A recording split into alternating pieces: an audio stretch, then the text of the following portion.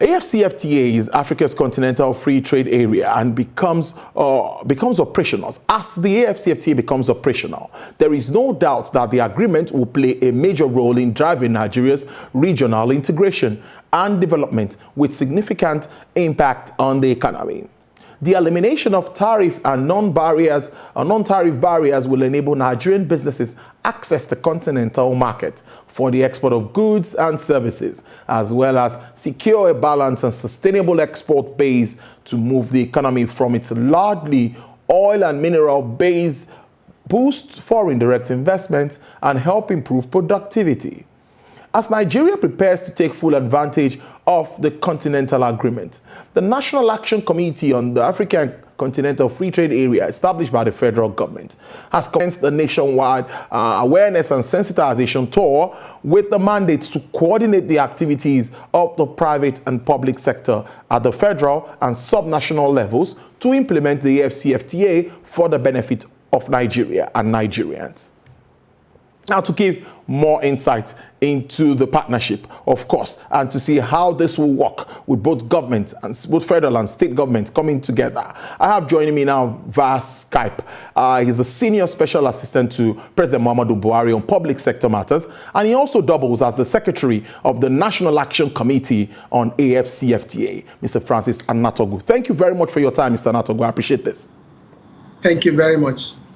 Yes, like I said in my intro, the federal government, you talked about January for the campaign, awareness, and all of that. Now, take us through where we are, how far we've gone with that before we now go to other issues like the teething problems and all that we need to do to get it right. Okay, thank you very much. So essentially, we had started engaging sectors and businesses and even the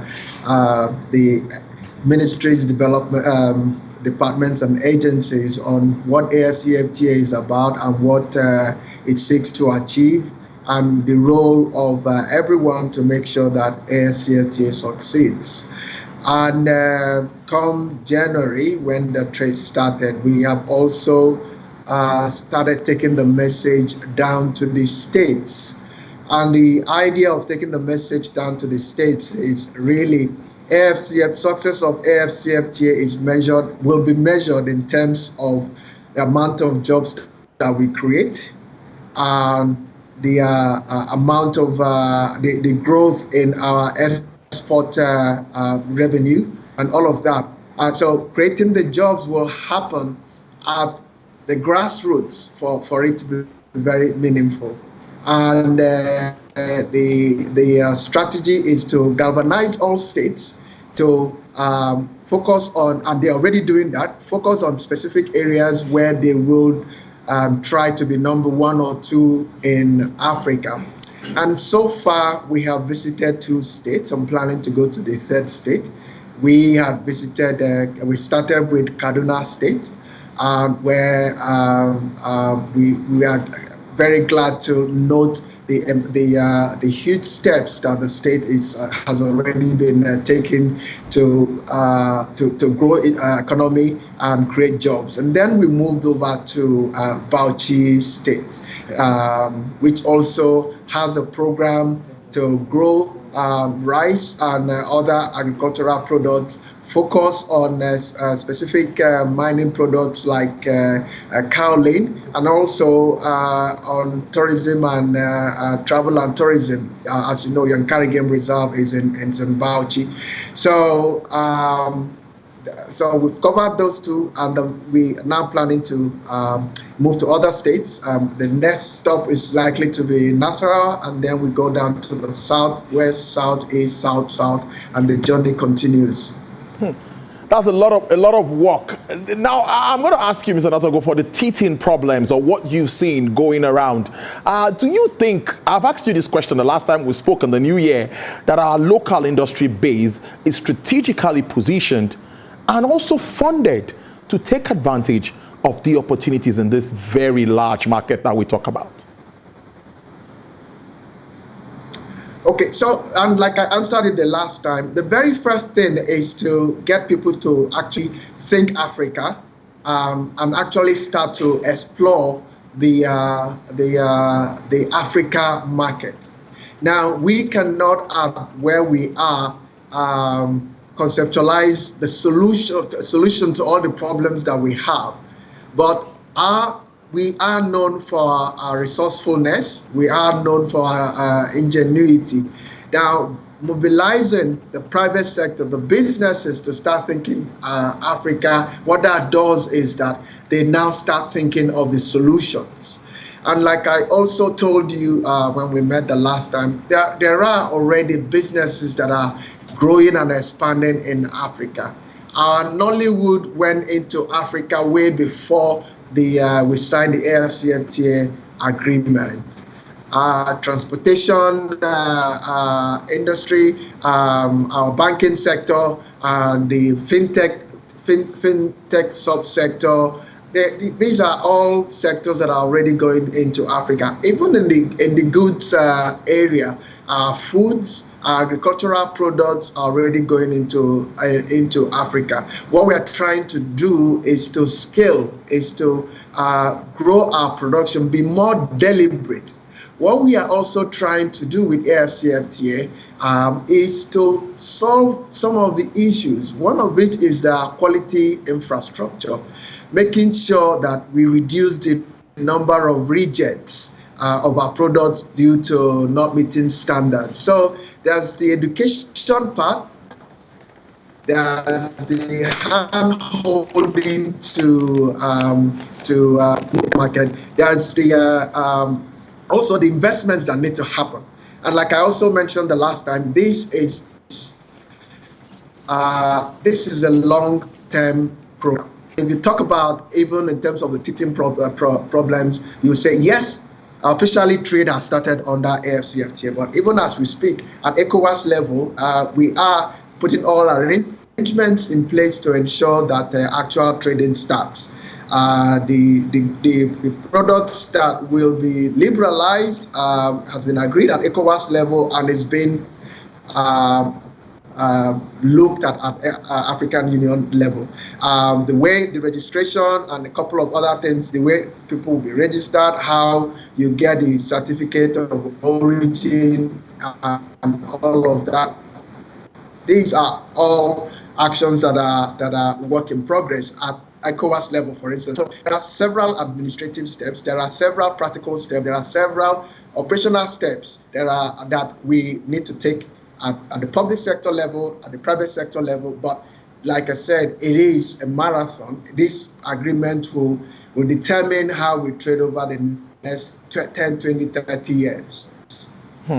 It's key. Nigeria cannot be left out in this emerging $3.4 trillion economic bloc. Now, another thing is what we should be doing to play the leading role in negotiations and fine-tuning the lines of implementation.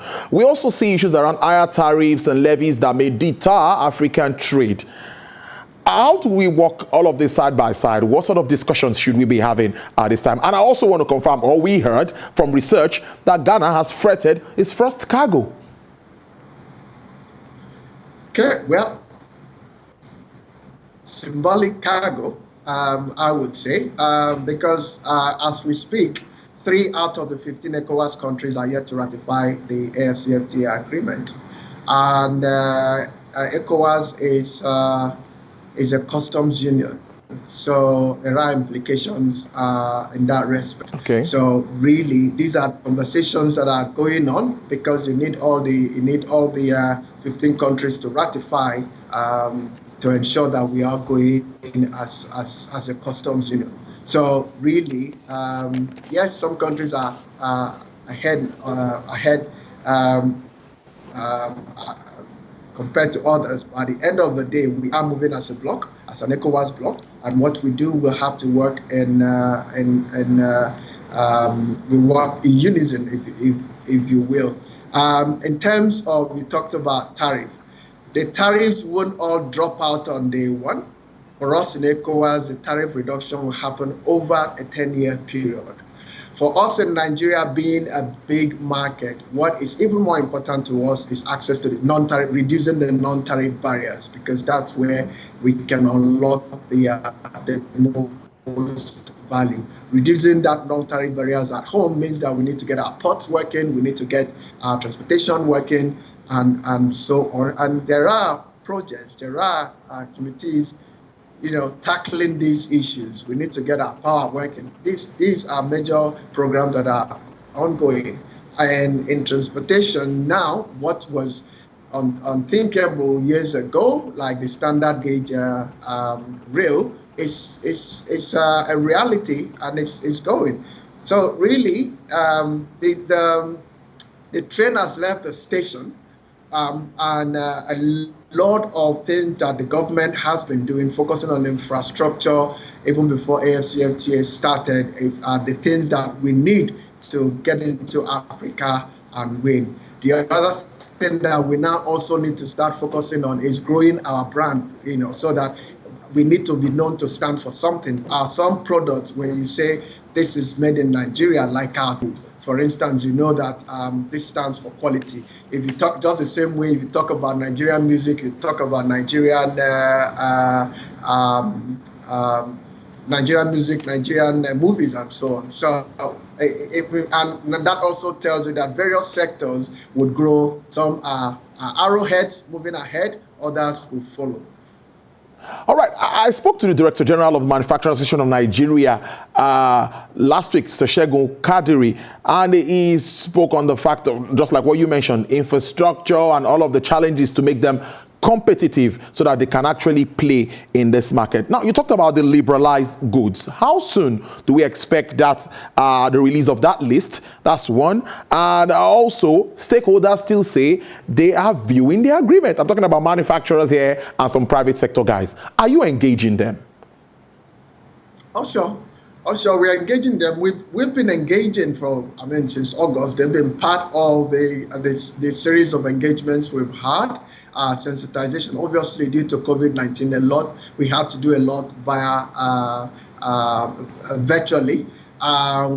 They were part of the sensitization on the agreement. They were part of the strategy workshops, and we've had, apart from having a general workshop, we had sector by sector workshop. And in fact, the manufacturing workshop happened over four days, looking at each subsector under manufacturing, and there are 12 subsectors. Beyond that, we are also part of their own sensitization of their members.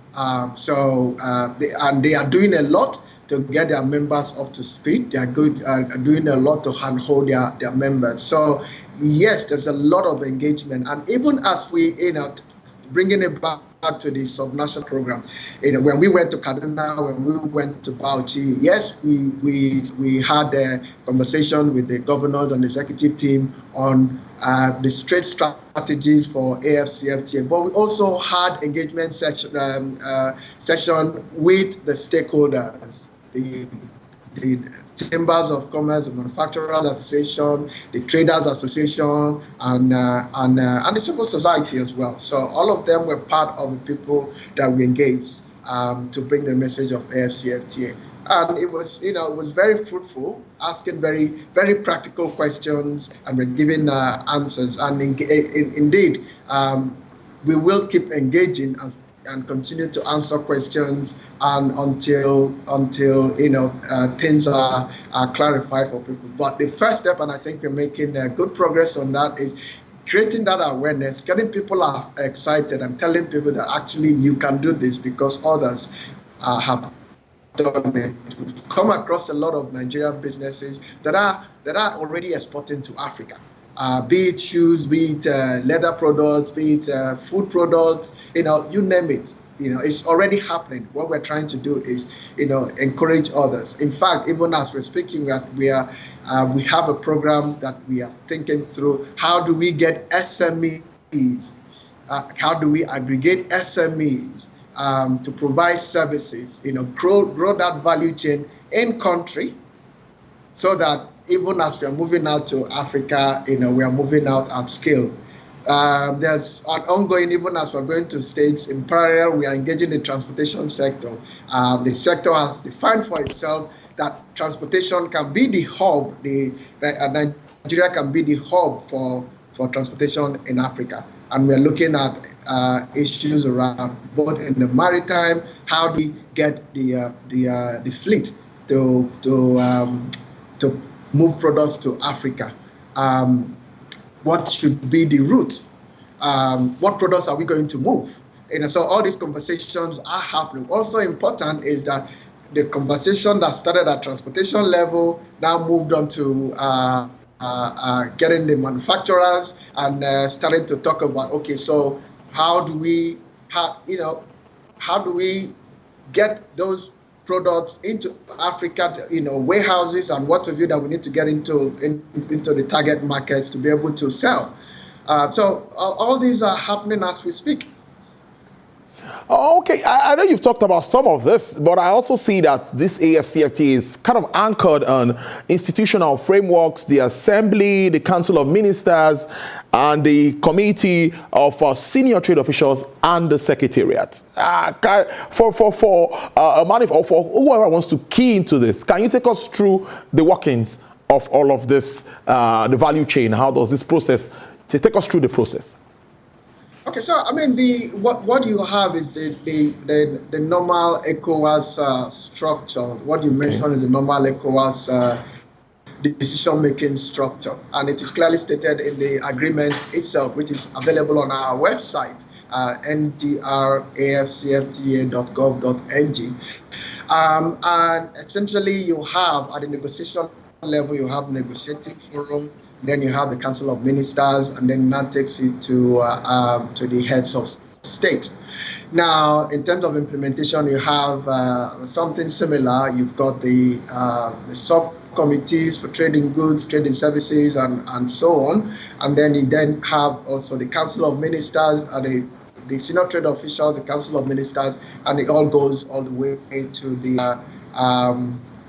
African heads of state. So that is the structure. Now, the only addition is that you now also have an AfCFTA secretariat, which is located in Ghana, and which is where everything AfCFTA happens. But with a Secretary General that coordinates at the African level, similar to what we are doing at the national level. So that's essentially the structure. Okay. The other question he asked, how do people key into it? So really it's about, so for us to get information on AfCFTA, like I mentioned, our website, we have information there, but you also have the chambers of commerce, you have the industry associations, and there's a lot you can read up as well. The important thing is understand that this agreement exists, understand that this opportunity exists. You need to, there are some work that, businesses need to do. They need to see themselves in Africa. They need to define their strategy, the products that they want to sell in Africa, and so on. Do their own market research, and then take the plunge. And just like I said, the businesses are already doing this. Yeah. So it's a matter of seeing the opportunity, understanding it, and then getting started. And we can help you, and industry associations can help. And the various MDAs, that is ministries, departments, and associations and agencies can help, be it the Nigerian Export Promotion Council, or the Nigerian Investment Promotion Commission, the Federal Ministry of Industry, Trade and Investment, and a whole list of the Nigerian Customs Service as well. All the normal channels of engagement with government are carried along, so they can also provide information on the AfCFTA and how to get started. We are really trying to make sure that everyone is coordinated. It's not easy, we're not there yet, but we are making an effort to make sure that we all coordinate. And like I said, and I'll repeat, it's about creating jobs. We need that aspect is very key. I see it happening a lot. Fintech, the ICT space, and all of that. I see the optimism in your submission. What's your forecast in terms of expansion of growth? What do you think? Where do you think we'll see Nigeria in all of this? Okay, we could put it short, medium, and long term. So in the immediate term is to get trade started. and having the platforms for trade to start and for people to be able to ask questions and get answers on the trade, which should happen in this quarter. And then our strategy for to succeed under AfCFTA, the first version, would also be out this quarter as well. Then we're working with the states, and we expect that we should cover all the states by end of the year, at least get the first set of states ready with their strategies and start to run.